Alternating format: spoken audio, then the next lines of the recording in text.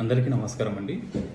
ఈరోజు నేను చెప్పబోయే టాపిక్ ఏంటంటే, ఇతర రాష్ట్రాల్లో కొన్న వాహనాలను మన రాష్ట్రంలో వాడాలి అనుకుంటే మోటారు వాహనాల చట్టం ఏం చెప్తుంది.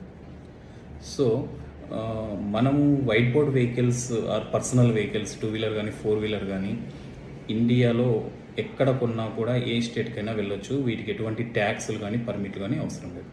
కానీ నిబంధన ఏంటంటే మీరు 1 మంత్ వరకే వాటిని షార్ట్ టర్మ్ టూర్ పర్పస్ కానీ షార్ట్ టర్మ్ విజిట్ కానీ ఉంటే 1 మంత్ వరకే వాడాల్సి వస్తుంది.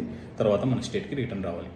సో అలా కాకుండా చాలామంది ఇతర రాష్ట్రాల్లో వెహికల్స్ కొని వాటిని అలాగే వాడేస్తుంటారు ఎటువంటి రిజిస్ట్రేషన్ లేకుండా. ఇది చట్టరీత్యా నేరం అండి.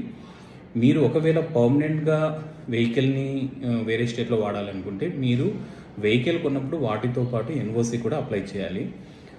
ఎన్ఓసి ఏ స్టేట్లో అయితే మీరు రిజిస్టర్ చేయించాలనుకున్నారో ఆ స్టేట్కి ఎన్ఓసి తీసుకోవాలి.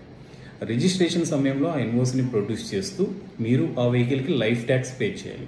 ఈ లైఫ్ ట్యాక్స్ ఏంటంటే వెహికల్ యొక్క ఇన్వాయిస్ అండ్ వాటి ఏజ్ని బట్టి లైఫ్ ట్యాక్స్ని ఫిక్స్ చేస్తారనమాట.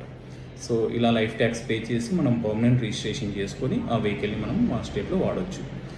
ఒకవేళ మీరు central government employee or state government employee అంటే మీరు ఒక ప్రైవేట్ కంపెనీలో పనిచేస్తుంది, ఆ కంపెనీ మోర్ దెన్ 3 స్టేట్స్లో ఉంటే, సో అలాంటి వాళ్ళకి BH సిరీస్ రిజిస్ట్రేషన్కి అర్హులు. వాళ్ళు ఏంటంటే BH సిరీస్తో రిజిస్ట్రేషన్ చేసుకోవచ్చు. సో ఇది అందరికీ వర్తించదు. నేను చెప్పినట్టు సెంట్రల్ గవర్నమెంట్, స్టేట్ గవర్నమెంట్లో లేదంటే ఒక ప్రైవేట్ కంపెనీలో కానీ మోర్ దెన్ 3 స్టేట్స్లో వాళ్ళ కంపెనీ అలా ఉండి వాళ్ళకి తరచూ ట్రాన్స్ఫర్స్ అవుతుంటే అలాంటి వాళ్ళకు మాత్రమే BH సిరీస్ అనేది ఇస్తారు. సో BH సిరీస్లో మనం వెహికల్ రిజిస్టర్ చేసుకుంటే మీరు ఏ రాష్ట్రానికి ట్రాన్స్ఫర్ అయినా కూడా మీరు ఆ రాష్ట్రంలో వాటిని వాడచ్చు. వీటికి ఎటువంటి లైఫ్ ట్యాక్స్లు ఆ స్టేట్కి మీరు కట్టవలసిన అవసరం ఉండదు.